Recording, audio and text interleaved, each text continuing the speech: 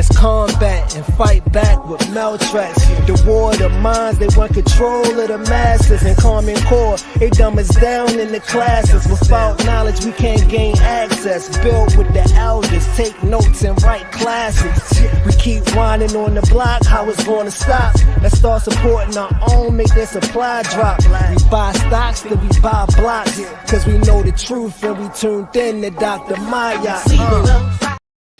A BB Fahodie, a BB Toomey, a BB Wan. Peace to all of my thinkers, truth seekers, and truth speakers. Welcome to another Truth to Power Talk with your sister, Dr. Ma'at. Thank you for joining another powerful discussion. And tonight I have with me another powerful guest, but he is no stranger to this platform and to the community, Dr. Batu Shakari. Jegna, how are you doing tonight?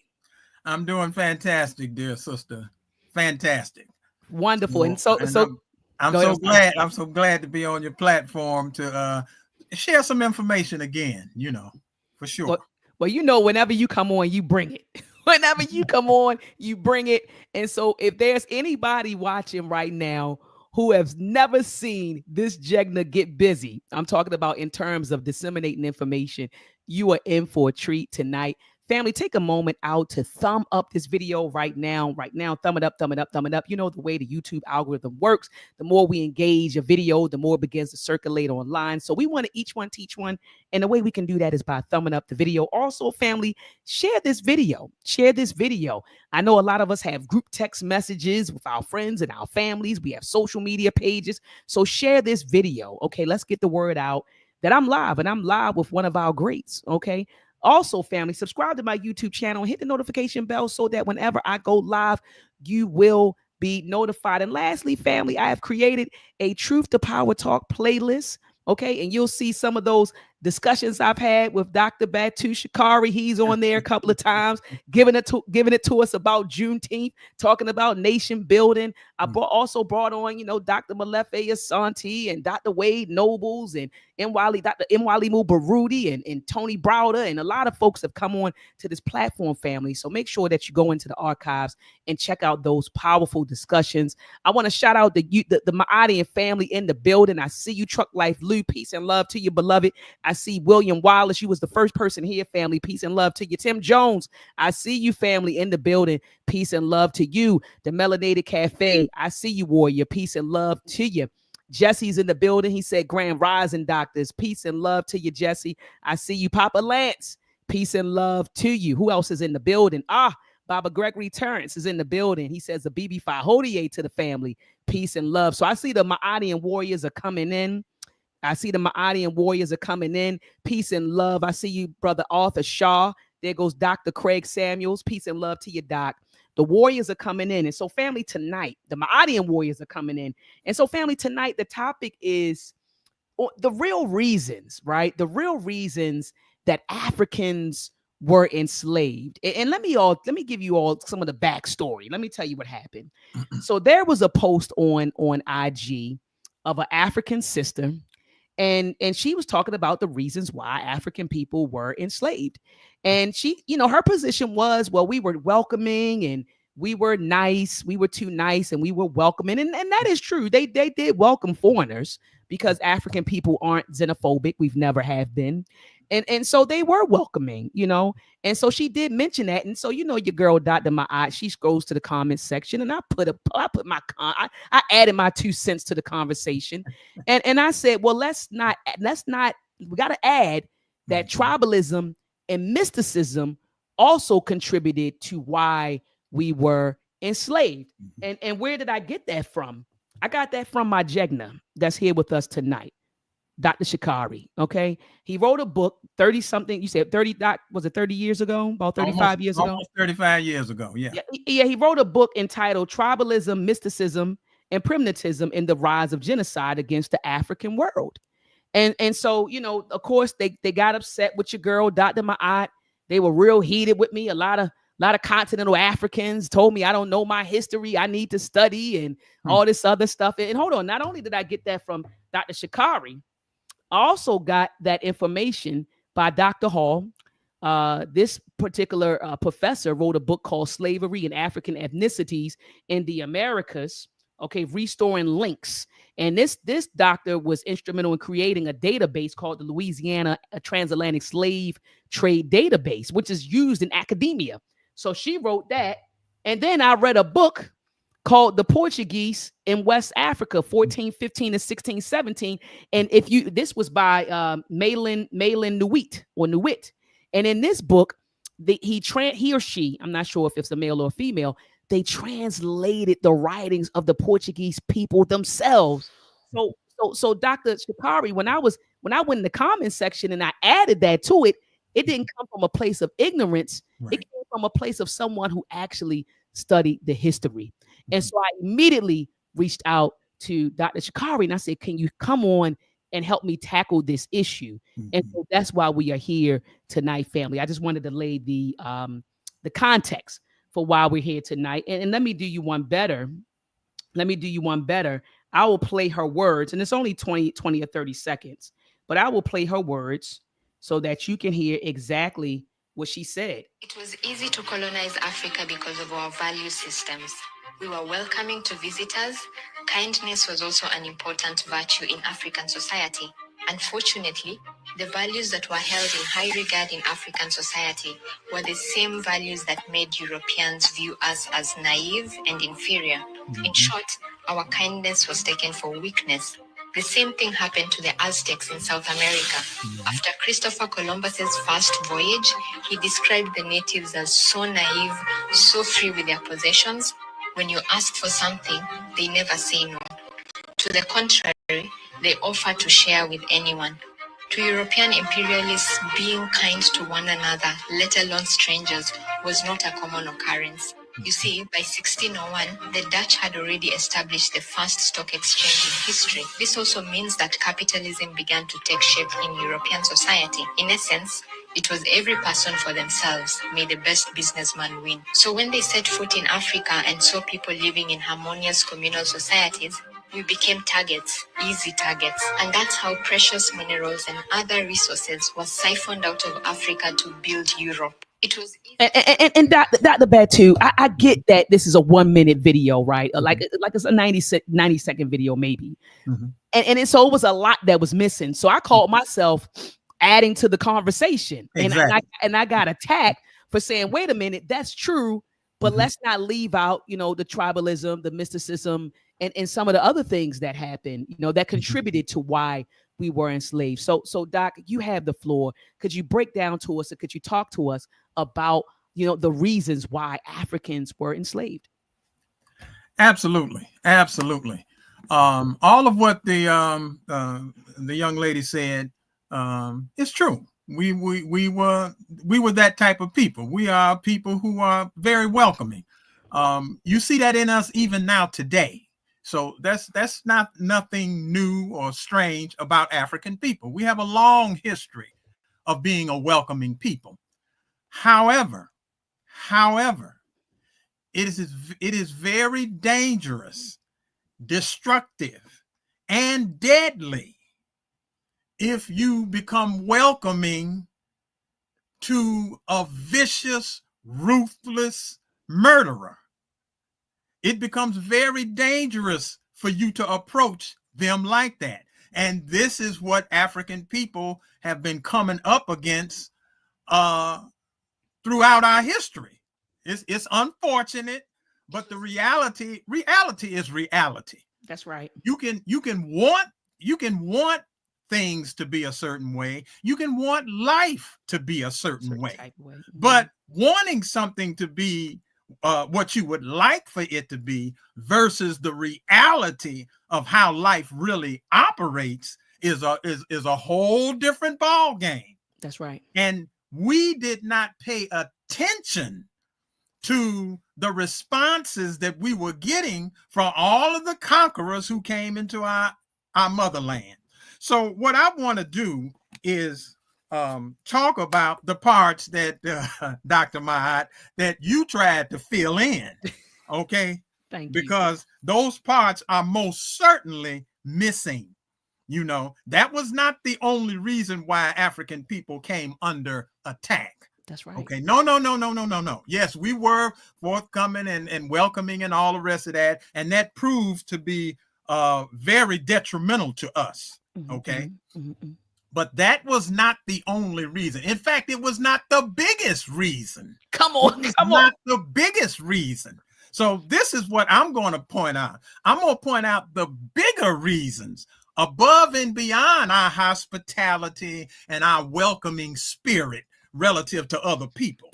So I'm reading from my book that I wrote a couple of years back. Here's the book right here. It's entitled Facing the Truth, Straight with No Chaser. I published this book in 2022, over 600 pages, and most of it is dealing with solutions. What must we do to solve these problems? We have a myriad of different problems, but I want to center in on what we're talking about now in terms of why were we enslaved? What were we doing or failing to do that allowed us to become victims of so many foreign predator nations? And let us be clear, Europeans are not the only people who have taken advantage of the African world. We have to be clear about that. We have to drum that in. Even though it is true, and I've said this over and over again, it's true that Europeans have been the most tenacious in their attacks against the African world. There's no question about that. However, we need to be clear that they're not the only ones. That's right. So let me read this about how this happened. And I'm going to be reading a couple of paragraphs. It's only a couple of pages. Please take your time. Make it short, sweet, and to the point. This is a quote, looking through the pages of documented history written by numerous scholars from a wide range of different races. So this is not just Dr. Shakari's opinion. This is not just my opinion. This is research stuff from people who have done research themselves into the same issue. I said, looking through the pages of documented history written by numerous scholars from a wide range of different races, we find that it's true. African people were once a great and mighty people, skilled in the areas of science, technology, engineering, weaponry, masonry, farming, raising livestock, clothing and jewelry manufacturing, medicine and surgery, military science and strategy, utensils for cooking and eating, educational and spiritual institutions, government administration, civil engineering, shipbuilding, early research into the mechanics of aircraft. Yeah, you heard me right. Early research into the mechanics of aircraft. We was doing this thousands of years ago. Thousands of years ago. All of these things attest to our greatness in ancient times. So we were a great and mighty people. There's no question about that. And all of this has been well documented. However, it's clear that several things began to go horribly wrong among us, dating all the way back to ancient Kemet or Egypt, some 6,000 to 8,000 years ago. Among them was the insidious spread of the deadly social diseases of tribalism, mysticism, and primitivism, coupled with the rise of chronic misleadership, miseducation, and mismanagement of our labor and land resources, causing our great civilization and culture to come crashing down all around us. Tragically, once our multiple enemies saw us descend into increasing chaos and ruin, this also was fueled by the slow spread of bastardization throughout our land, due to many pharaohs taking foreign enemy women as their wives. which only served to promote the production of mixed children with divided loyalties. They then moved against us with a vengeance, and I mean with a vengeance. A house divided against itself cannot stand. It was true in ancient times, and it remains true today. That's right.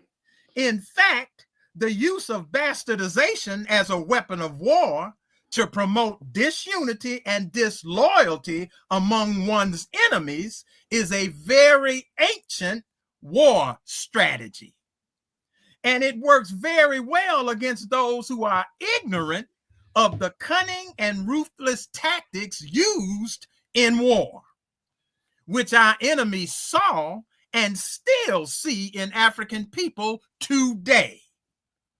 The subsequent merciless onslaught against us in ancient Kemet, Egypt, by multiple foreign enemies, primarily Europeans, Arabs, and Jews, culminated in both the North African Arab slave trade, followed by the West African European slave trade. These two major events set the stage for the subsequent global downfall and ultimate degradation of the entire African world. And to this day, we still have not recovered. Today, we find that the same tribalism, mysticism, primitivism, misleadership, miseducation, and mismanagement of our labor and land resources continues at the hands of our so-called leaders and scholars of today. Facts. We have learned nothing from the bitter lessons of our own history, unquote. That comes from this book right here. And this book, like I said, is dedicated primarily to solutions, not just to talking about the problem. Right. Absolutely. The problem is a fool can see what the problem is. The African world is facing imminent death globally.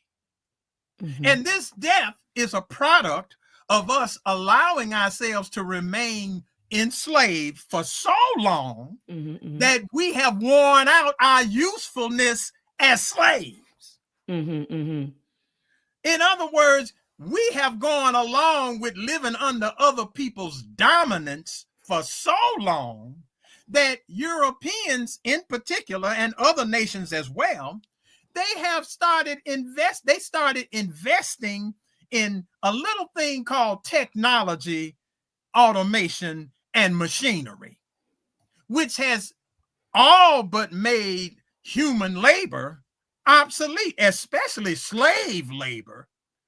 They don't need slaves anymore. Slavery is an obsolete institution. Come on. I didn't say it don't exist, because it does. We're slaves. Right. Today. Right, Doc. I always point that out to our people because we seem to think that we're not slaves. Come on, talk about it. Slavery has to do with a people's state of dependence and vulnerability to other nations. Teach. Dependence produces vulnerability, and vulnerability produces victimization. You do the math.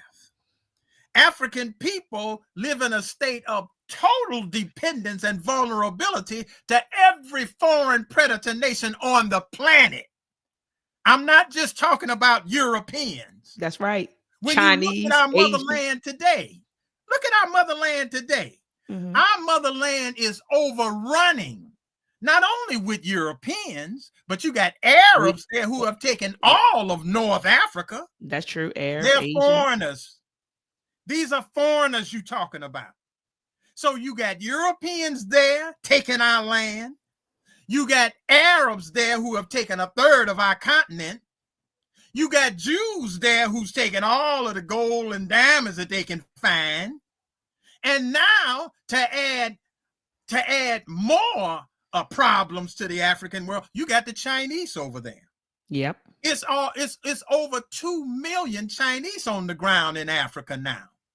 So you have 4 major foreign predator nations, all of them looking out for themselves and their own best interests. To hell with you and I, because they take a clear and concise position. If you're not looking out for yourself and your own collective best interests, apparently you don't care. The other nations of the world who are looking at continental Africa today, they see a gold mine. Oh, yeah. That's what they're looking at. When they first walked up on our continent, especially Europeans, when they walked up on that continent, they made it clear and plain to all of us, especially after they brought continental, especially once they brought Great Kemet to its knees and destroyed it. From that point on, they had one position. They were telling the whole African world, I'm not here to fit into your world. I'm here to create my own.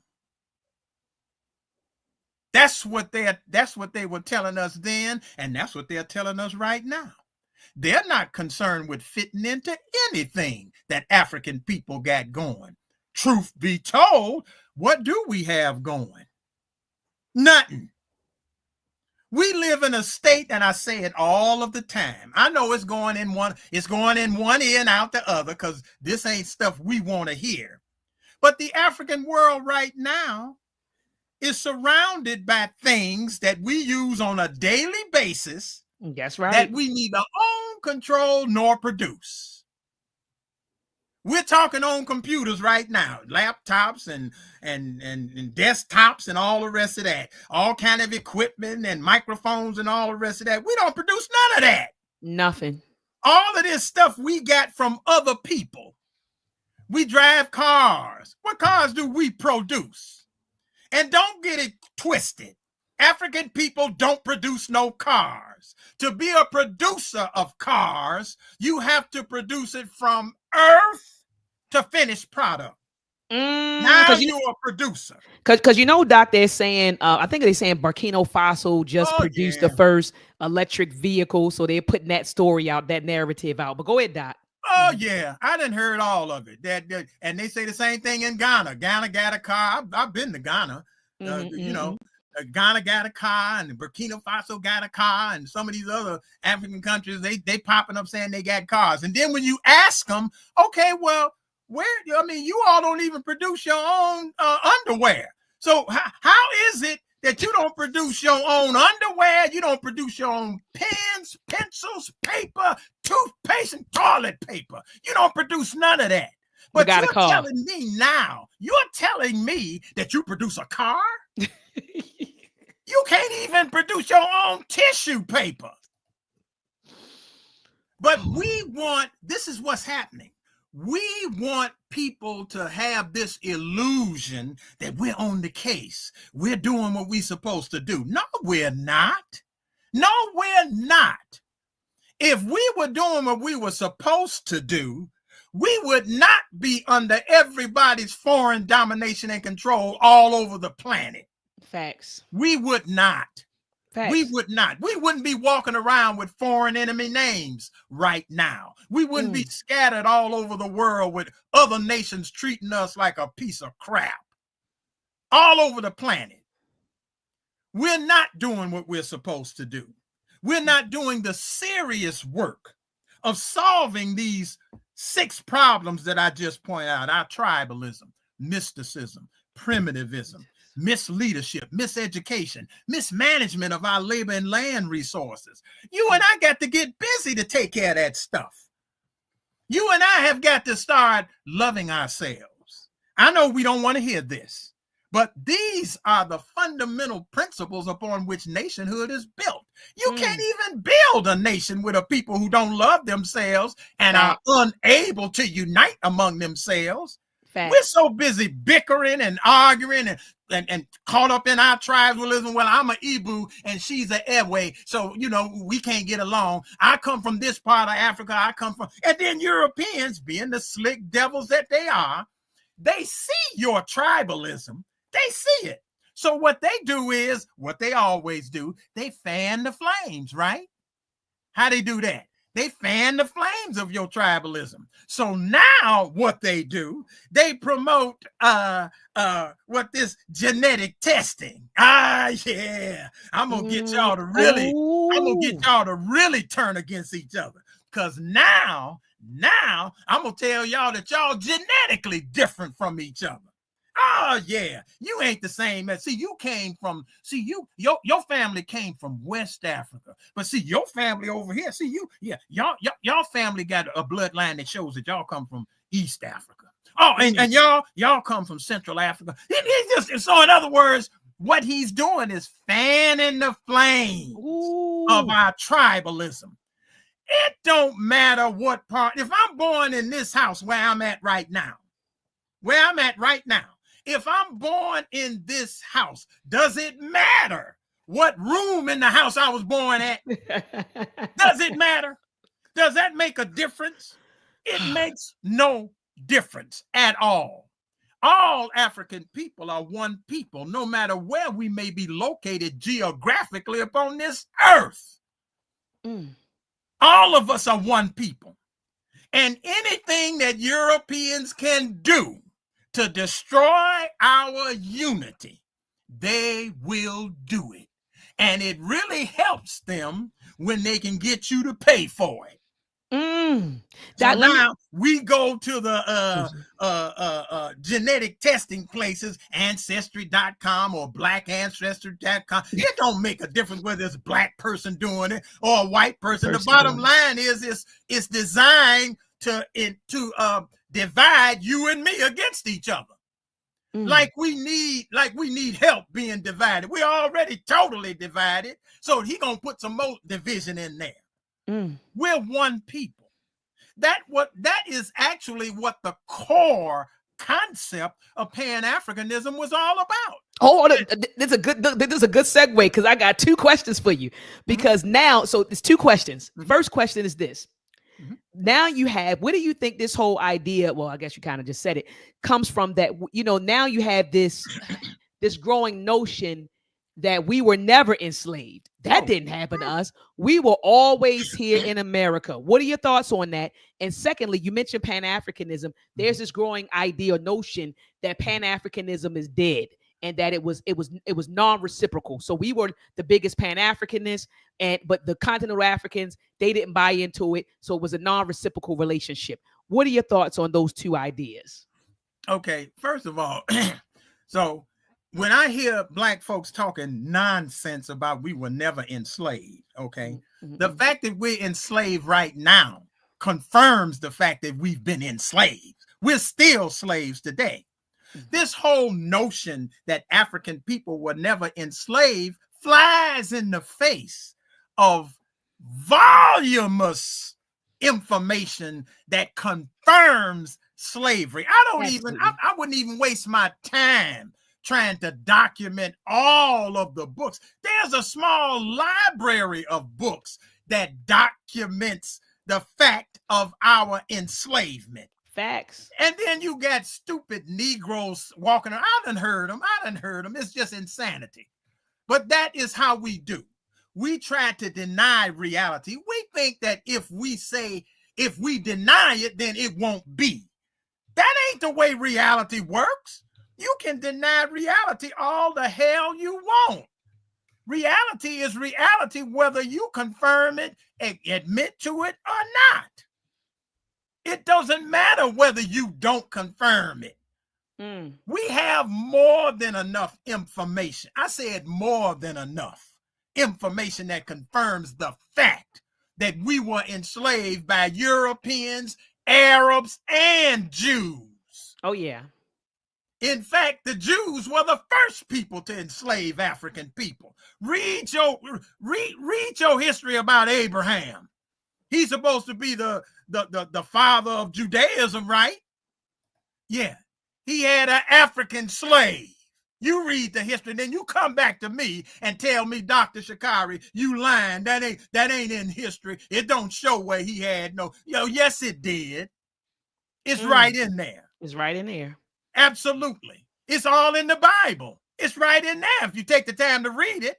But we so busy trying to identify with these foreign enemy religions that we try to put ourselves in it, and then we kind of color those religions black. Ankh-Rek, life science, which comes straight out of Kemet, was in existence thousands of years before Christianity, Islam, or Judaism was even a thought. Did you hear what I just said? I heard you. Before any of those three religions was even a thought. They did not even exist when you and I were practicing Ankh-Rek, life science. But see, we ignore those things because we don't want to identify with ourselves.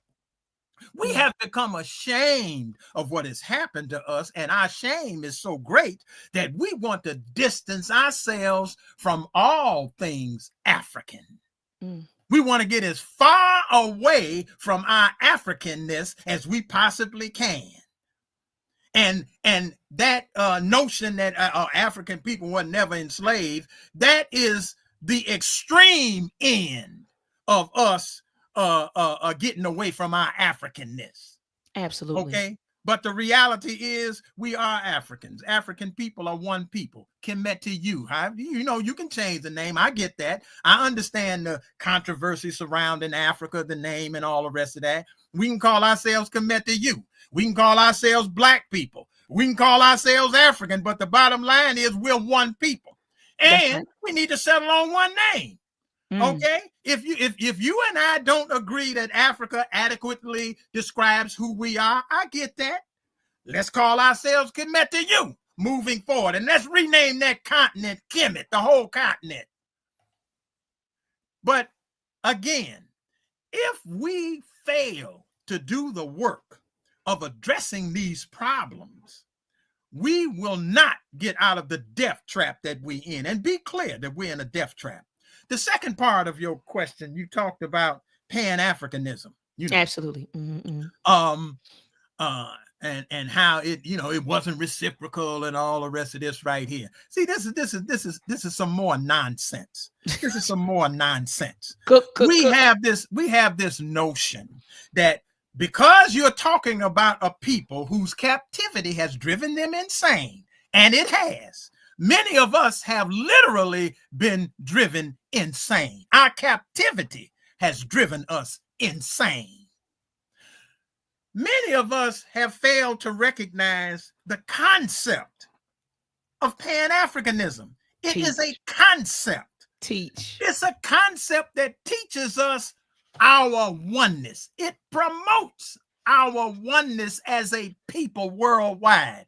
It is a concept that tells us that no matter what has happened to us, we have been enslaved.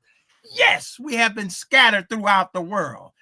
Yes, we have taken on negative opinions of ourselves because of what we have gone through. That concept has taught us that despite it all, we need to understand that we're still one people. We are one people, and we must hold on to our oneness because that is the only way we're going to break free of those who have us under their global dominance. No nation of people, and I mean no nation of people, can achieve liberation if they can't do two things. If a people can't love themselves, if they don't know how to love themselves, and if they are unwilling to unite among themselves, that people will never be free. Underscore that never. You and I will never be free. We've got to reach a point where we recognize first that we're not here. Like I told you about the European telling us that he's not here to fit into our world. Right. We have got to embrace the concept that we're not here to fit into his world either. I'm not here to fit into the Europeans' world. I'm here to create my own world. That's right. African people have got to take on a mindset that demands that we seize complete power and control over every aspect of our own lives, land, development, and destiny. We have got to take on that mindset. Most African people, unfortunately, have this mindset that all we have to do is figure out ways and means to fit in. That's all we have to do. All we have to do is find out who we can hook up and form alliances with. We can form alliances with other people. We can form alliances with white people and Arabs and Jews and Chinese, and we can go around the world and just hook up alliances with all kind of different people, and then we'll be okay. No, you not. First of all, didn't Dr. John Henry Clark warn us about this whole notion of thinking that you can set up alliances with other powerful nations and you don't even have the power to love yourself, to unite among yourself? You ain't got no love or unity among yourself in your own house. But you all out in the neighborhood trying to form alliances with all your next door neighbor, across the street neighbor. You going all over the world trying to set up alliances with other people before you take care of home. Come on. Once you and I unite among ourselves and start becoming independent producers among ourselves and skilled fighters in the world so that we can protect ourselves, now you talking. Now you can form alliances with whoever you want to form alliances with, because you are in a position to defend your interests in that alliance. If you have no love, no loyalty, no unity, no organization, no modern day knowledge, skills, sciences, technologies, machinery, weaponry, no courage, no discipline, no common directions, no common goals. You ain't worked on none of that. You just going out trying to set up alliances. That's similar to what you see African people doing when they start talking about economics, which is one of my favorite subjects, incidentally. You see us talking about economics, and you see all of these individuals who's supposed to be top flight when it comes to economics and what Black people need to do economically. Well, the first thing you need to do economically is become an independent producer of the things that you're going to be buying and selling in the world. That's right. The first thing. That's economics 101. Economics 101 is I must become the producer of the things that I use in life. That's economics 101. And that's what Booker T. Washington was preaching down it. You know, that's what he was doing with his Tuskegee model. Teach. You know, come on, Doc. You know? Teach it. This is what we're talking about. But there's another aspect of economics. That other aspect of economics is a little thing called protection. Come on. See, you can't even talk about economics if you don't have an adequate police and military system to protect the things that you're producing in life. Wait a minute. Didn't we find that out in 1921 during Black Wall Street? That's right. When white folks came in, we thought we had some economics going, right? Ah, yes, we did. We thought we had some economics going. We making money, and we're turning that dollar over, I think, 20 or 30 times. That dollar turns over 20, 30 times before it even leave the community. White folks say, Negro, you ain't got no damn economics. That's my money. And the stuff that you buying and selling among yourselves is stuff that I produce.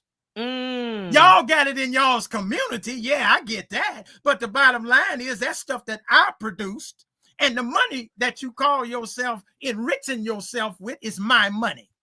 And guess what? I'm just a little bit upset about that. And I'm going to come in and I'm going to tear Black Wall Street down. I'm going to kill half of y'all in the process. So there go your economics up in smoke. Yeah, that's what happens to you. Why? Because you wasn't serious. You thought that you was just going to form a shortcut to economic well-being. All I have to do is learn how to make money. Well, Negro, making money don't represent no economics. What the hell are you talking about? First of all, it ain't your money.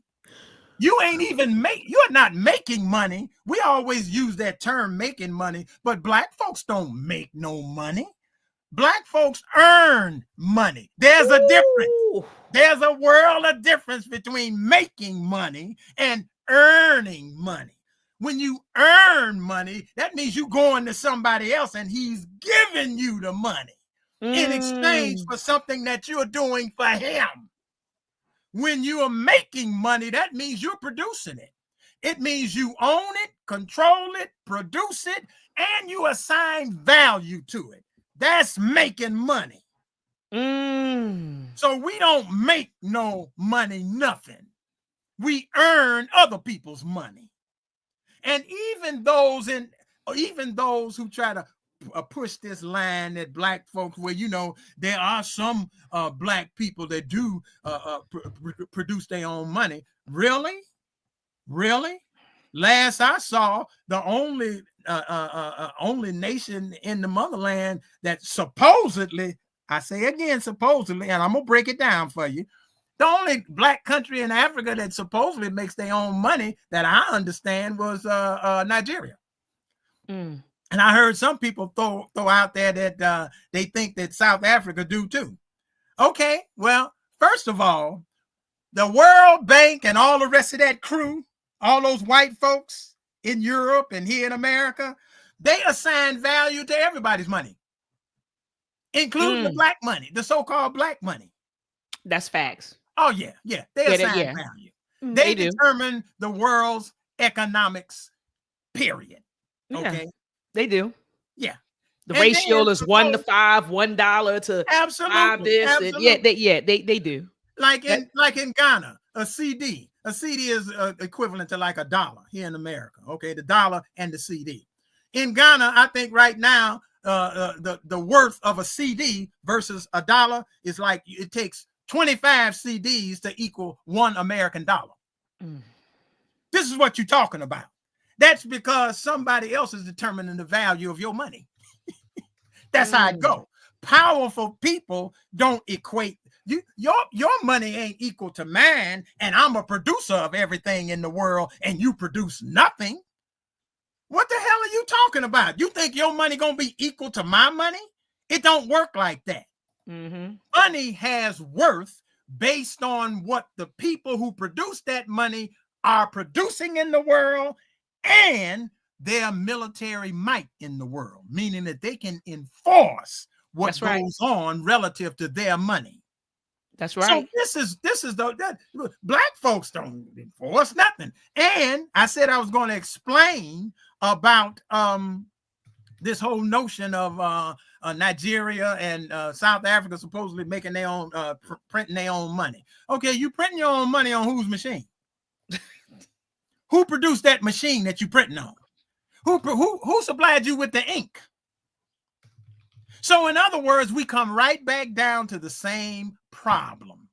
Instead of us deciding that we're going to become fully invested in being producers, independent, modern day producers of everything that we use in life, we decided we're not going to take that route. What we're going to do is just carve out a shortcut, and then we just going to earn money. And then we're going to say we got an economy because, see, we got money. You know, Black folks pull down so many trillions of dollars. Really? Is that your trillions of dollars? Well, I got that from, you know, the white folks gave me the money, but I still got it. It's in my bank. What bank you got? Did you build it? Do you control all of the laws that govern all? You don't do none of that. So this is the problem that the African world has. So I'm gonna rattle off right quick what the solutions are. Just hold on, Doc. Before we go, I want to close with solutions, Doc. And shout out to Dr. Craig Samuels. He said I could listen to this man all day. Same here, Doc. And he wants to also know, Dr. Shakari, where can he get your books from?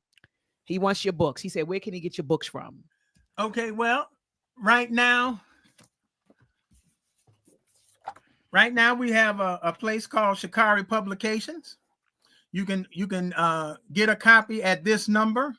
Call this number 708-940-5445. I'll repeat that number.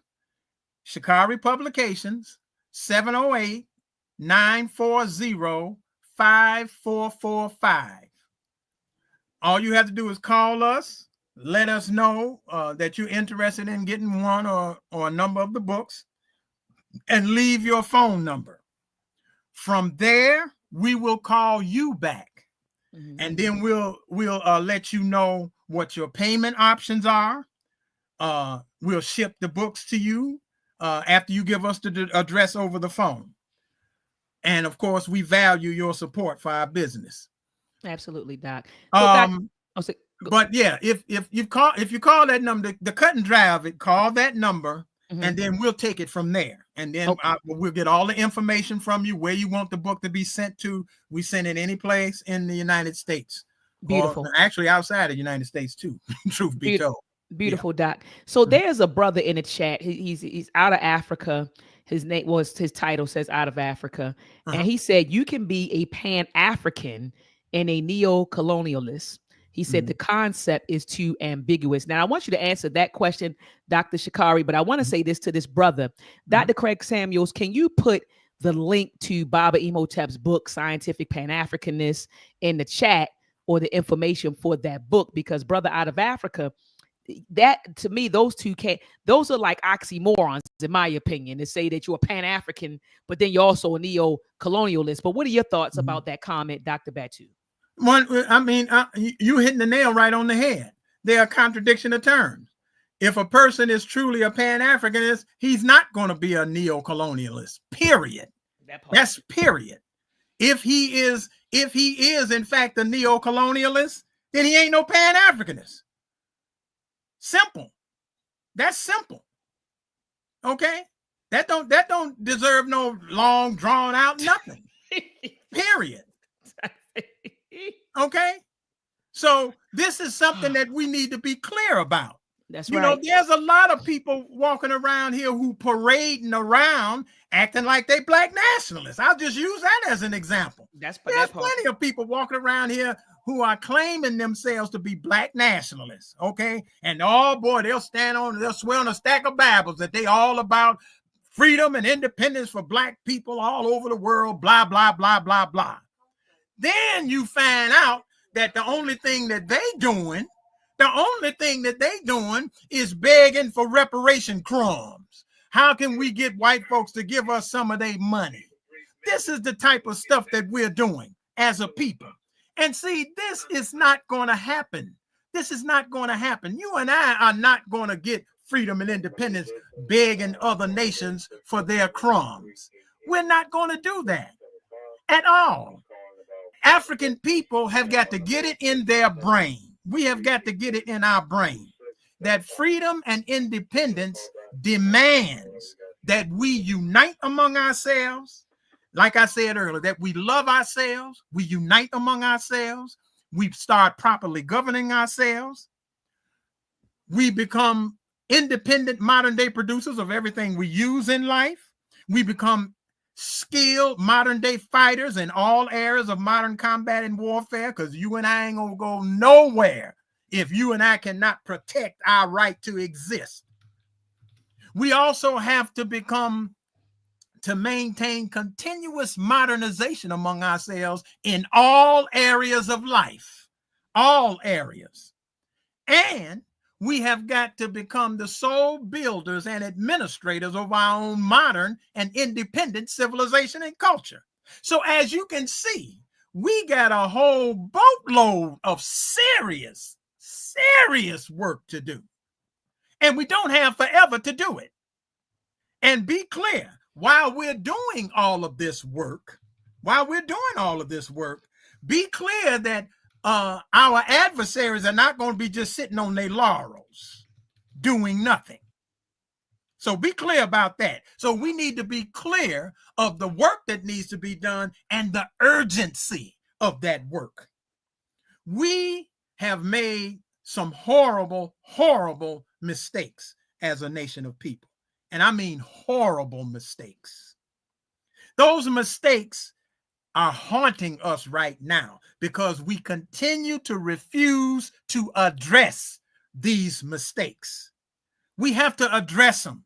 You can't keep sweeping tribalism up under the rug and acting like it's not an issue.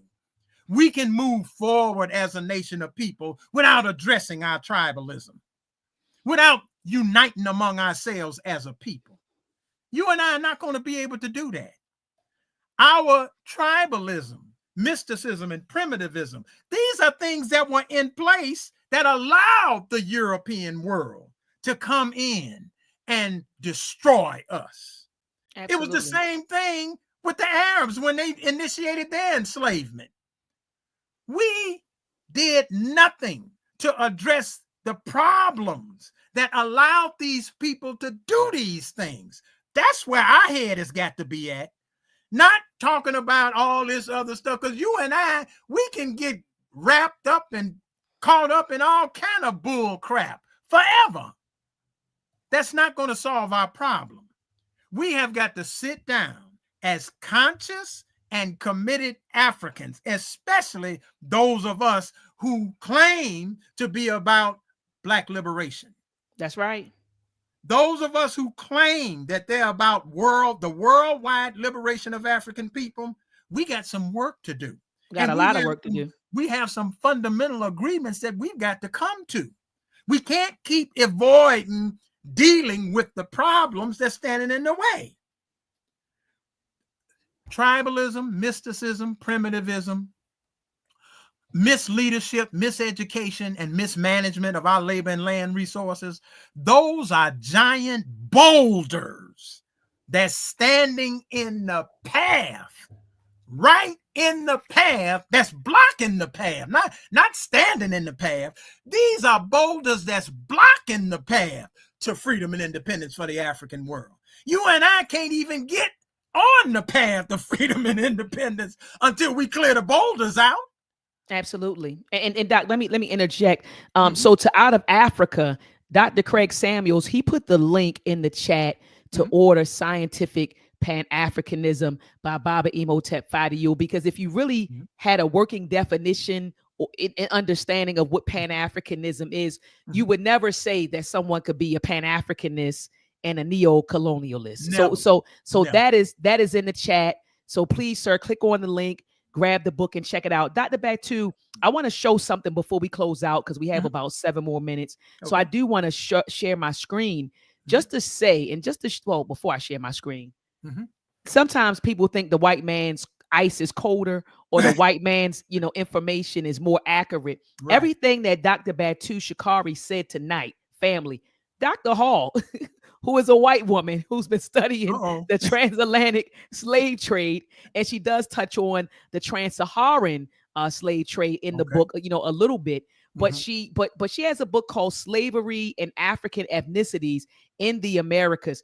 She was also the instrumental in developing or producing the transatlantic slave trade database. And so I'm gonna share my screen with you guys. Just give me a couple of minutes to let me cook. But I'm gonna share my screen with you all just to show you that this is the database. I'll drop the link in the chat. Okay, you actually have the names, some of the names, and they have some names, some, of course, there were some people you didn't have names, but you have the ports, you have the coast where our people were kidnapped from, where they were shipped from. You have the coast, you have their ethnic designations here in this database. You have all kinds of information, family, in this database. And so I'm gonna read the about really, really quickly. So it says the transatlantic and intra-American slave trade. And why are they calling it intra? Because they said a lot of the voyages, a lot of the ships went from Africa to the Caribbean, and from the Caribbean to the state. And they called that a transshipment slave trade or transshipment trade. Okay, so that's why she's calling it an intra-American slave trade database. It says is the culmination of several decades of independent and collaborative research by scholars drawing upon data in libraries and archives around the Atlantic world. It says the New Slave Voyages website itself is the project of 3 years of development by a multidisciplinary team of historians, librarians, curriculum specialists, cartographers, computer programmers, and web designers, in consultation with scholars of the slave trade from universities in Europe, Africa, and America, and North America, South America and North America. It says the National Endowment for the Humanitarians was the principal sponsor for this work, carried out originally at Emory Center for Digital Scholarship, the University of California, and the University of California, San Cruz. All right, so family, I'm telling you, it's a database that has all this stuff. So when you have fools online tell you that this stuff never happened, there's a database that has, people, their ages, where they were picked up from, where they went. I mean, one thing I can say about, the Europeans, they kept good records. Yes, they did. And they kept a lot of records, because think about this, Dr. Shakari. This was a big business. I think people forget this. This was a big business, and they kept records of this stuff. Yes. Okay. You had insurance companies and all kinds of companies, other companies that were established during the transatlantic kidnapping trade. So anyway, you talked about earlier, and you led with this, and I was sitting there. Oh my gosh, I wanted to scream when you said this. When you started talking about the first point that you made, you said there were other people. It wasn't just European people who violated the African world. You started naming other foreigners. Then you went to the skills, and you said Africans were enslaved because of their skills. Dr. Hall says that in his book right here on page, here we go. Page 19. So at the beginning of the book, she said African slavery in the Americas is usually discussed within the context of the need for brute, unskilled labor on sugar, rice, indigo, coffee, and cotton plantations. But Africans were especially needed in the Americas because of their skills. There you go. She said Spain and Portugal began to colonize the Americas well over a century before Britain and France. The Spanish American colonies focused mainly on the mining of silver, gold, and precious stones, and the large-scale construction of harbors, docks, warehouses, roads, bridges, houses, churches, cathedrals, and fortresses. Skilled labor was desperately needed, and African skills were known long before the conquest and colonization of the Americas began. Boom. What I mean? But, so I'm like, because I mean, some people got to hear from white folks. Some people. So she goes on to say this. She said enslaved Congress. So then she's talking about different people and the different types of ethnic groups, and the skills that they had. So she said enslaved Africans, and I'm reading right here. This is on page 20. She says enslaved Africans were blacksmiths, metallurgists, tool makers, sculptors, engravers, silversmiths, and goldsmiths, tanners, shoemakers, and saddle makers. They were designers and builders of warehouses and docks, barracks and homes, public buildings, churches, canals, and dams. She said they were coppers. I don't know that. I think it's Coopers, but coppers, tradesmen, coach drivers, breeders, groomers, and trainers of horses, and cowboys. Yeah, they thought we were playing when we said the first cowboys were black. But anyway, they were cowboys. She said skilled in cattle rearing and herding. They were hunters and fishermen, as well as pearl divers. They were also shipbuilders, navigators, sounders, caulkers, sail makers. So she goes on to list all of the skills. And so Dr. Shakari, it was crazy to me when you have the DeSantis down in Florida say that we learned these skills during enslavement. We came here and we were enslaved and colonized because of those skills. So that was crazy that now in the Florida school system that they have a curriculum teaching children that we learned skills during slavery, and then we used our skills post-slavery to make a way for ourselves. So that was bananas. Another point that she made in this, you talked about tribalism. In this database, at this particular time that this book was written, and I think this book was written maybe 10 or 20 years ago, at that particular time, they had 8,994 records. It says in the Louisiana slave database containing specific African ethnicity, it says information involving 217 different ethnicity. However, it says 96% of the records were clustered around 18 ethnicities. So that means these 18 ethnicities were the predominant ethnicities, right? They were the predominant ones. But look at this, Doc, 217 different ethnicities. Wait a minute, you talking about tribalism. You had different people from different places all over. So that was easy. It would be easy to separate folks like that. Absolutely. And then in this book, in this table, she lists some of the, it says 18 most frequent ethnicities, by gender in Louisiana from 1719 to 1820. Look at all these ethnicities, Dr. Shakari. So you talking about tribalism. This right here is the evidence that when you talked about tribalism, this is the evidence that supports exactly what you're saying. Yes. So the last thing I want to say, Dr. Shakari, is this. Going up here, she talks about, she says, why was it Africans who were enslaved and dragged to the Americas to fulfill the colonialist needs for labor? Why did Europeans victimize Africans instead of sending their own people or other Europeans to the Americas, either as voluntary immigrants or forced laborers? She said, until very recent times, when advanced technology became the primary basis for the wealth and power of nations, population was the most crucial factor. The populations of Spain, Portugal, and the Netherlands were very thin, and their empires were huge. So they didn't have the people, Dr. Shakari. They didn't have the people to go over there and build. So then she goes on to say France was a continental power with long, vulnerable borders. Its efforts to find significant numbers of French volunteer workers for its colonies failed.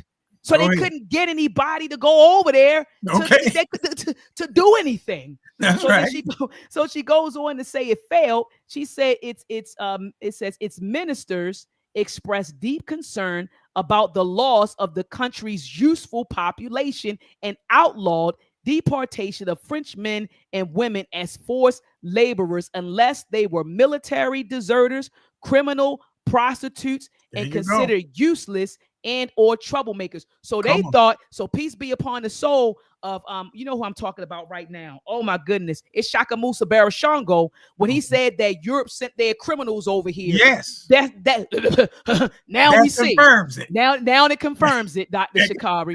So people thought people think our scholars are just out of their minds, but they're not. You have other scholars who are saying the same thing that our scholars are saying. Yes. And so anyway, Dr. Shakari, I want you to close with solutions before we get out of here. What are the solutions per the book that you've written?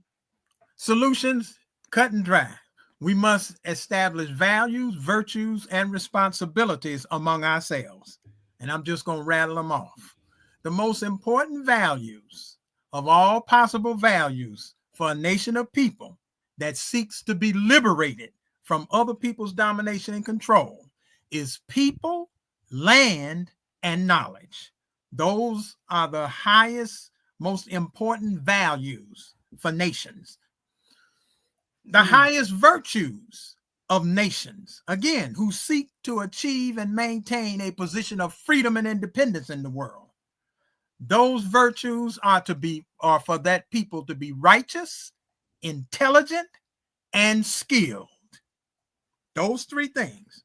And then the supreme responsibilities of a nation who seeks to achieve and maintain a position of freedom and independence in the world. They must, number one, love themselves. Come on. That's a must. If you take away love, everything else goes el foldo. You can forget about it. A nation of people must love themselves. They must unite among themselves. They must properly govern themselves. They must be independent producers of everything that they use in life. They must be skilled fighters in all areas of modern combat and warfare. They must maintain continuous modernization among themselves in all areas of life. And I do mean all areas of life.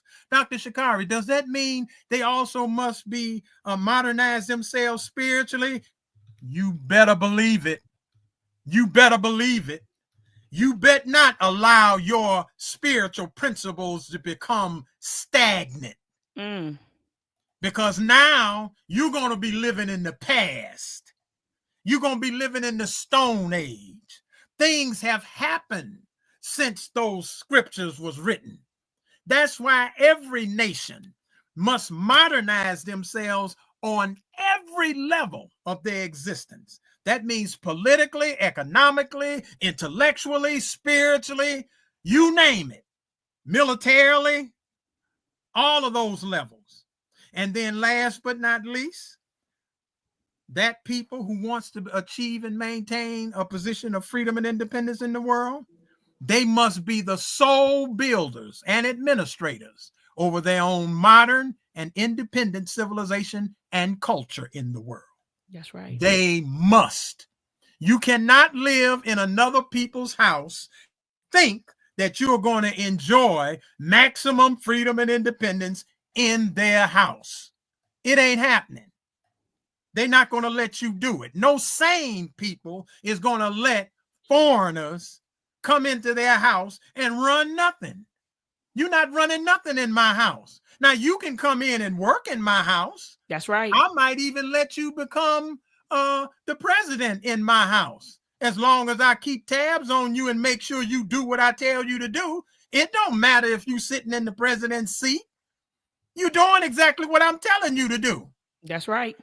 That's why when we got all happy because Obama got in office, we were pursuing an illusion because he didn't call no shots. Dr. Amos Wilson made it clear to all of us. The key to power for nations is not in elective politics. The people who run societies, the people who run nations are the ones who control the institutions, the industries, and the military. Those are the people who run societies. They call all the shots. Obama didn't have no influence over none of those institutions. Not the institutions, not the industries, not the infrastructure, not none of that. Not the technology, not the military, not none of that. All you was doing was sitting in the White House waiting for them to give you the orders of what to do. Yeah, a puppet. Absolutely. And we need to be clear about that. So yeah, those are the solutions. I also want to end on, we have to know what culture is about. And I'm just going to mention this real quick. Come on, you bring that fire. We have to have culture. Come on. No nation of people can survive and thrive, and they don't have a healthy, functional culture. You must. That's not no option. You must. The reason why African people are in the position that we're in right now is because we don't have healthy and functional culture. And what are the main elements of culture? Teach. Language, social organization, government, law, familyhood, police, military, education, medicine, religion, technology, and criminal justice. Those are the 12 major elements of a people's culture. Show me a nation of people that doesn't have all 12 of those social systems healthy and functioning. And I'll show you a nation of people that's either someone else's slave, or I'll show you a nation of people that's a corpse. They don't exist no more. Ain't no gray area when it comes to your culture. When you show me a nation of people that's living under somebody else's government, that's a sick nation. That nation is sick. It's dysfunctional. It's unhealthy. we sit up and we try to hold white folks accountable for the laws that they write. I'm just going to use this as an example. We think that laws are written for everybody. So since laws are written for everybody, I can live in anybody's society. And when, they have laws, and as long as I abide by those laws, then everything is going to be fine. No, it don't work like that. Laws are written for the dominant persons in that culture. That's why they write the laws, to preserve and protect their continued existence in a manner that serves them in their best interests. So here you come along, you a foreigner. I got you out of Africa, or I got you out of China, or I got you out of Japan, or I got you out of Mexico. You coming into my society. I'm not going to be having laws on the books that you can use to usurp my power over my civilization and culture. I don't give a damn what I said in that law. You know what I'm going to do with that law? I'm going to tell you what I'm going to do. I'm going to take that law, ball it up in a piece of paper, and toss it in the garbage. That's what they're doing now. They're showing us, this right now. Oh, how did they roll back? Oh, 60 years of civil rights legislation. How did they do that? How did they do that? If you make the laws, you can break the laws. Every day, all day. And see, if you want any people, this is for any nation, not just black people, any nation who wants to live in a society where they have equal rights, equal responsibilities, fair treatment, and all of the rest, if that is the type of society that you want to live in, brother, sister, you have got to create it. You have got to create it. And you have got to administer it. You got to do that. Don't think you can hang your hat on somebody else's laws in somebody else's society and they're going to treat you equal to them, because they're not. That's not the way life operates. That's not the way it works. It's simple as that. It's simple as that. So African people have got to get our cultural house in order. One of the reasons why the African world is dying today, and be clear, I've said it over and over again, the ultimate end to which enslavement leads, and we are slaves today. We ain't used to be slaves. We ain't ex-slaves, former slaves. We ain't none of that. We ain't just no descendants of slaves either. So you get the hell out of here with that. African people are present day, modern day slaves, because we live under foreign dominance all over the planet, wherever you find us at, including in our motherland. The ultimate end to which enslavement leads is annihilation. That's it. Ultimately, your enslavement is going to run out. Why? Because technology and automation is a reality in the world. Come on, it's a fact. It's a fact. And that ain't changing. And no, technology is not going to go away. I don't care what you say about it. You think it is, this is going to run out, modernization and no, it ain't going away. It ain't going away at all. It's going to remain, and it's going to get even more intense. African people have got to invest in modernization across the board. And the first thing we've got to do is unite to make that happen. I see some movement going on in Africa today. I'm going to say this right quick, and I'm going to let it go.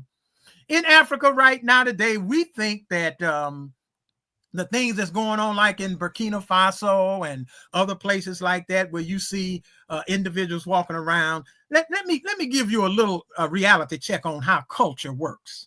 Okay, how this whole thing works. First of all, you cannot adequately protect yourself if you are not the source of the weapons that you're using to protect yourself with. That's the first thing. Don't even talk to me about you're prepared militarily when you're walking around with somebody else's gun on your side. Come on now. And then let me take it a step further. And I understand the concept now, but see, you going down the wrong road.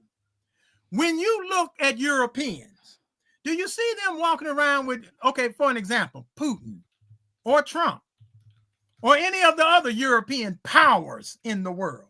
Or let's go to China. Look at the president of China. Do you see him walking around with a gun on his around his waist? You see him walking around with any gun? No. Why not? How come he don't walk around with a gun? Trump is considered the most valuable, I'm talking about in the world, considered the most valuable white man in the world. How come he don't have a gun on his side walking around? I can tell you why. Because he has a functioning civilization and culture that he comes from, that he represents. So that means he has a what? I got a security force, and they ready to light up whoever comes at me.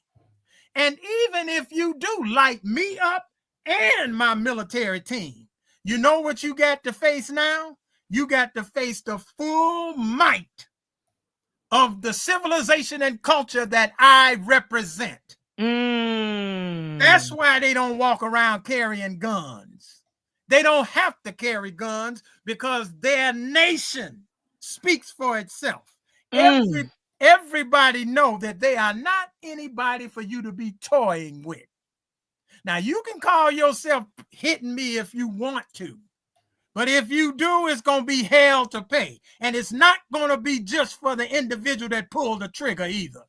I'm coming for your whole society. That's the reason why you don't see them walking around.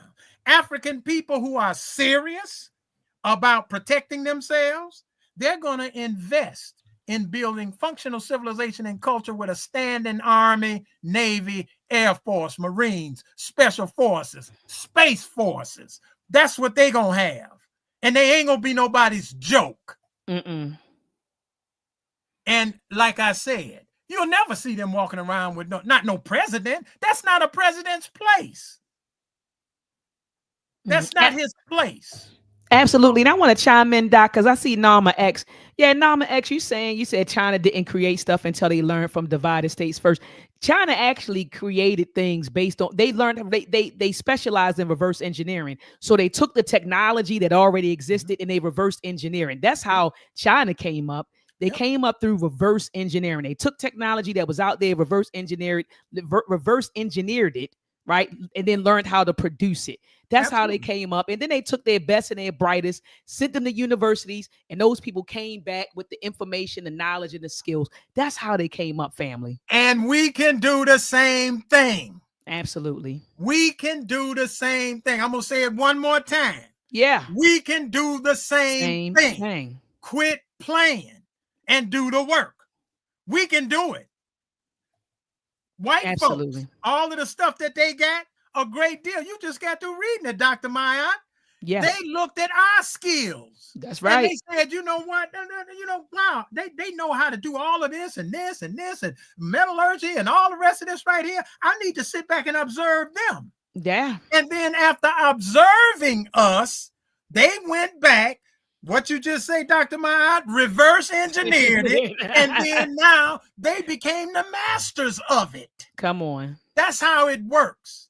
No one in the conscious African world, I said conscious and committed African world, is saying, oh, no, we don't need to have no interaction with white folks, no interaction with Arabs, Listen, I've said it before, and I'll continue to say it until my last breath. Come on. African people need to be interacting with every nation of people on this planet. Every single one of them. Wait a minute, Dr. Shakari. Wait a minute. You saying we need to interact with white folks too? Hell yeah. What are you talking about? You're not going to interact with the people who took all of your damn knowledge in the first place.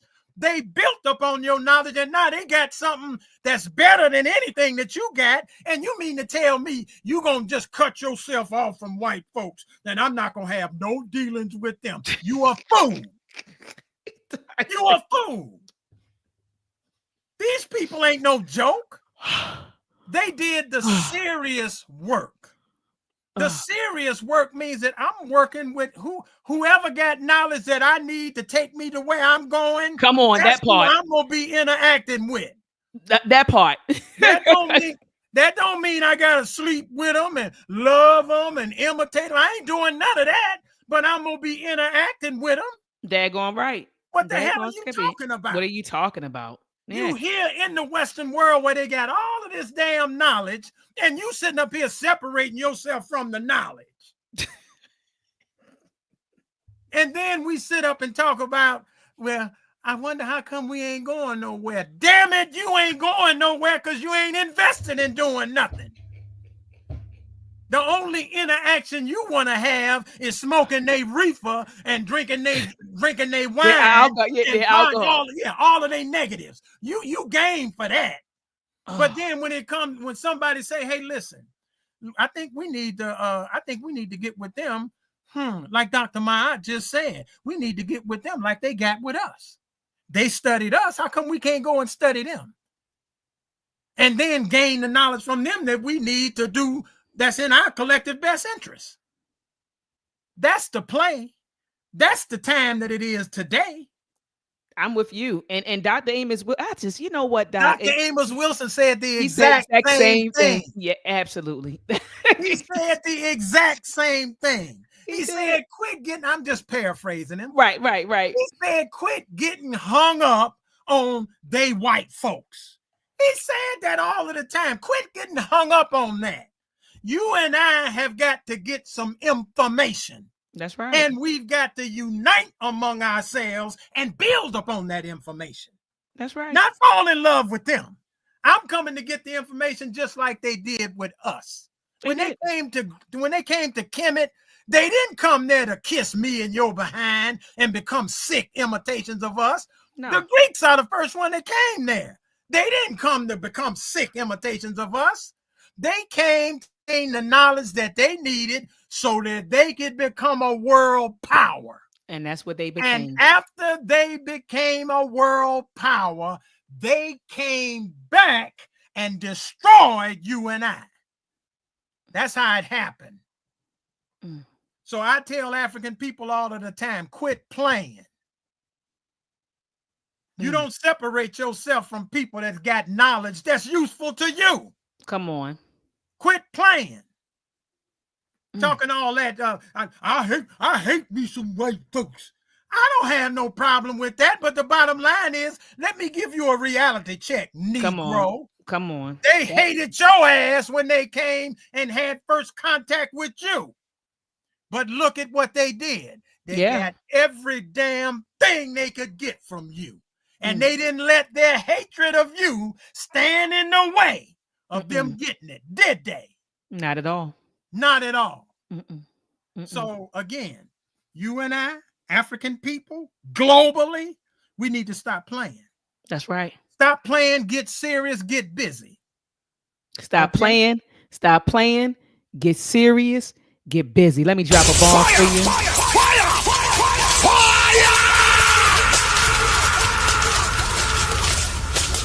Oh my gosh. Dr. Shakari, I thank you. From the bottom of my heart for coming in here, dropping all of that good information. Thank you so much for your time. Thank you for your energy. Thank you for your knowledge. Family, right now, before you get out of here, thumb up the video, thumb it up. Also, family, make sure that you share this video on your social media platforms and share them in a group chat. I know a lot of us belong to group chats. Share this discussion on your group chat. Go back and listen to it again because you may not have caught everything. I see my IG family in the building and I saw all your comments. A lot of people said this doctor is sharp. Yes, he is. This is one of my jegnas. And so when you all came at me on IG crazy, I called my jegna. Whoop! I got slid right in his inbox. Dr. Shakari, I need you. I came and got a heavyweight, family. I came and got a heavyweight. So I see your comments on IG. I see your comments on IG, family. My IG family, make sure that next time head on over here to YouTube, subscribe to my YouTube channel, hit the notification bell, come on through YouTube so that when you're engaging in the chat, I can show your comments on the screen. All right. So peace and love to my IG family. Peace and love to my audience family that's in the building tonight. I seen Dr. Asar Winkler. He came through. Peace and love to you, Doc. I see a lot of you all that came in. My brother Kamal, he's in the building. Peace and love to you. He's watching via Facebook. And also my family that's on Facebook. Head on over to YouTube. Subscribe. Come on in here so I can show the comments and everything here. But shout out to Kamal. I see you. I see Nama X. Peace and love to you, beloved. I see the Queen Mother Rashamella. She came through. Sherry Shabazz. I see you. Queen Mercury Tribe. I see you. I saw the foundational Black American FBA. He was in the building. Peace and love to your family.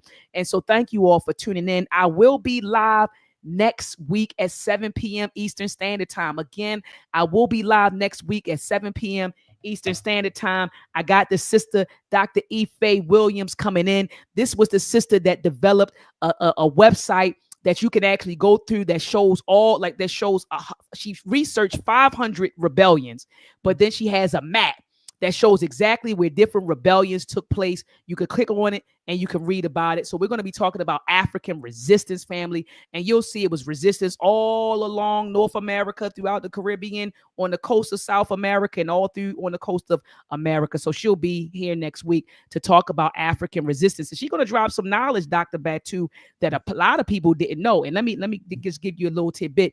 She actually shared with me that she researched 500 successful rebellions or revolts. And I asked her, well, what was your measure of success? She said either we completely took over or somebody got unalived, basically. And I said, oh, okay. So that was her measure of success. And we're gonna unpack that next week. But she told me this. She said when she was researching the rebellions that took place on the enslavers, so those ships during the Middle Passage, she said that the majority of those rebellions popped off when there were women on the ships. She said there were women. Okay. She said a lot of the ships that just had men, the rebellions really didn't pop off like that because they were using the women to get information and to get lookouts. So the rebellions popped off a lot on the water when the sisters were right there. So we're going to be talking about that and the role that women played in these rebellions things that you don't hear about. So we'll be talking about that next week. Dr. Batu Shakari, thank you so much, warrior. I appreciate your time and your mind. And everybody in the chat, we love you. We appreciate you. Be sure to tune in next week. Peace and Black African excellence. Let's combat and fight back with MANHOOD. The war of the minds, they want control of the masses. And Common Core, they dumb us down in the classes. Without knowledge, we can't gain access. Build with the elders, take notes and write classes. We keep whining on the block, how it's gonna stop? Let's start supporting our own, make their supply drop. We buy stocks, then we buy blocks. Cause we know the truth and we tuned in to Dr. Maya.